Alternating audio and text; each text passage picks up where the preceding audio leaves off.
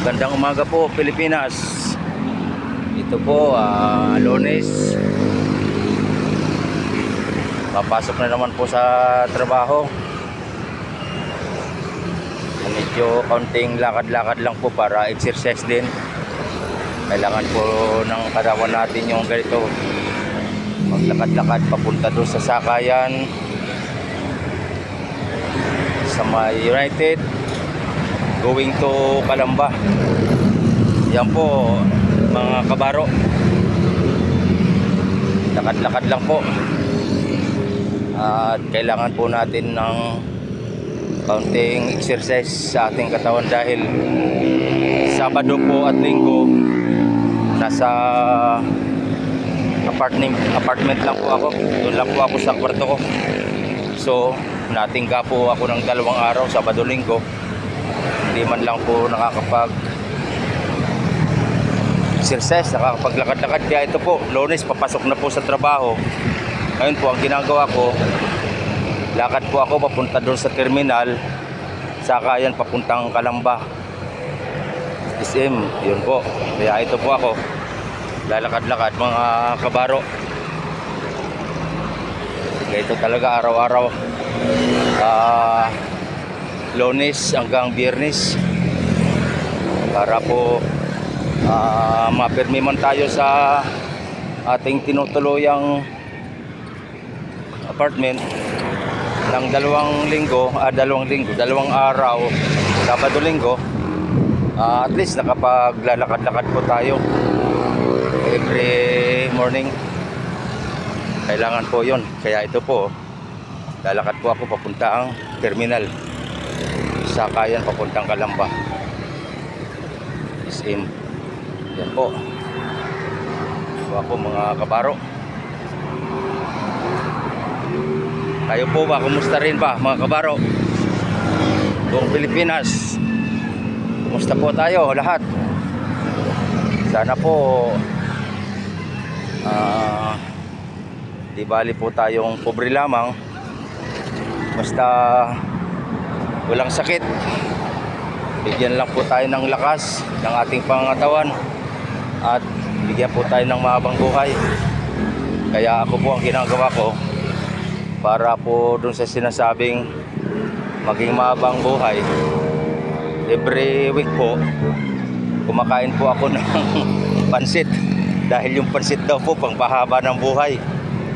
Sana po maging totoo yung kasabihan na ganon, pansit pampahaba ng buhay. Dahil kung totoo po yun, ibig sabihin maganda po yung kalalabasan ng nagiging resulta ng araw-araw. Every week po kumakain ako ng pansit. Yun po ang magiging magandang resulta. Tama po ba? Pero po hindi naman po araw-araw pansit. Basta weekly po kumakain po ako ng pansit para pampahaba daw po ng buhay. Ari nawa.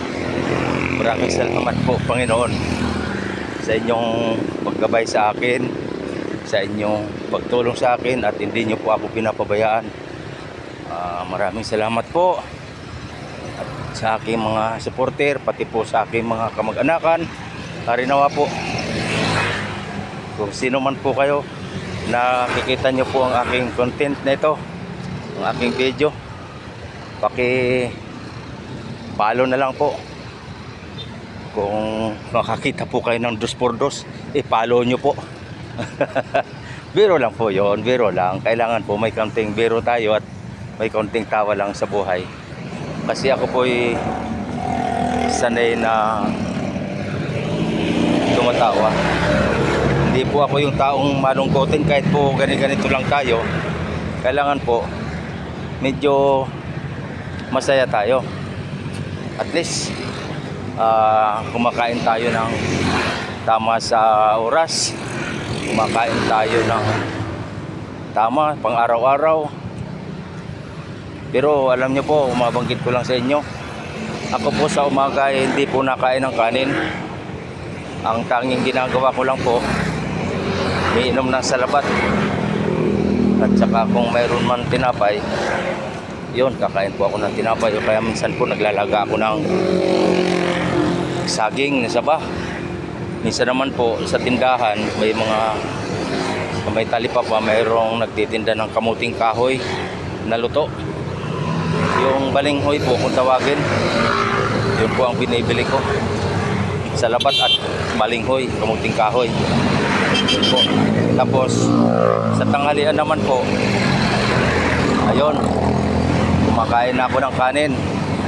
Pero po kontrolado pa rin kahit na tanghali, kontrolado pa rin po ang kain ko ng kanin. Then sa gabi po, hindi na naman po ako kakain ng kanin. Salabat ulit at tinapay. Pero po minsan naman nagkakape rin ako, hindi naman po palagi salabat. Alternate po ginagawa ko, salabat, kape, ganun po. Sa gabi din na po ako kumakain ng kanin, yun na lang. Salabat at tinapay. Kung hindi naman doon, minsan po nagluluto ako ng pansit canton at tinapay. Yun din po ang aking hapunan. Then pagkatapos po noon, kaunting pahinga, mga bandang alas 8, alas 9 ng gabi, nakapagpahinga na, matutulog na po ako dahil kailangan po medyo kompleto rin ang tulog at gigising po tayo ng umaga para maghanda na naman po sa ating pagpasok sa trabaho. Yun po ang laging ginagawa ko everyday. Kaya po hindi ko naman po pinapabayaan ang sarili ko. Ako po maingat din naman at yung mga pagkain na alam kong hindi po pwede, dahil nga po kailangan mag-ingat sa pagkain, lahat na bagay, ingatan yun, yung ginagawa ko. Hindi po ako yung basta-basta kain ng kain kung ano-ano. Dahil alam nyo naman po, sa ngayong panahon, yung mga pagkain na yan, yung ating mga gulay, karne, isda, parang sagana na po sagana sa kung ano-anong nililagay. Pati isda, binabalsa mo na. Pati gulay, binabalsa mo na. Lahat. Ngayon po, kapag hindi tayo nag-iingat tungkol sa mga ganong pagkain, buhay ka pa, binabalsa mo ka na. Dahil may mga balsa mo na yung gulay. Ialaga nila ng kung ano-ano para matagal mabulok. Ganun po yun. Kaya po, ingat-ingat lang mga kabaro. Ganun talaga. Ang sarili natin, wala pong ibang mag-iingat kundi tayo rin. Hindi naman po tayo hindi naman po natin dapat iasa sa iba ang ating buhay. Hindi naman po natin dapat iasa sa ibang tao yung ating pag-iingat. Ang pag-iingat po nasa sa atin din po, sa sarili natin. Kaya po ito, medyo kahit po ganito ako, malakas naman po ang aking pangangatawan at wala naman po tayong iniindang mga sakit sa ating katawan. Ang minsan lang po na nararamdaman ko yung sakit na siguro pangkaraniwang sakit na lang po ito, yung mga sinasabing may sakit sa puso, ganun.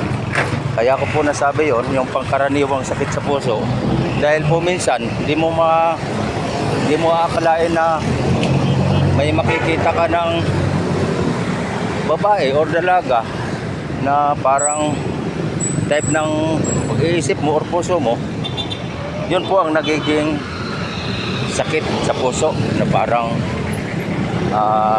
gusto mong umibig, gusto mong magmahal. Ang tanong nga lang, halimbawa ko, ang tanong nga lang doon, kung sakaling mamahalin ko ba siya, mamahal din niya kaya ako? Yun po ang tanong. Kaya ito po mga kabaro, hindi po natin maiwasan yung sakit na gano'n na sinasabi, sakit sa puso. Ibig sabihin, yung sakit sa puso na yun, pag-ibig at pagmamahal. Yun po yun. Kahit sino po kahit sino man po sa atin, lalaki man o babae, nakakaramdam din po ng ganong mga bagay. Di po ba? Tama po ba ako? Yun po mga kabaro. At dito na po ako sa terminal ng going to Calamba. So pasakay na po ako para papasok sa trabaho po. Yan po mga kabaro. Maraming salamat po. Thank you and God bless. Salamat. Bye-bye. Bye-bye mga guys. Please follow and share. Thank you guys mga kabaro.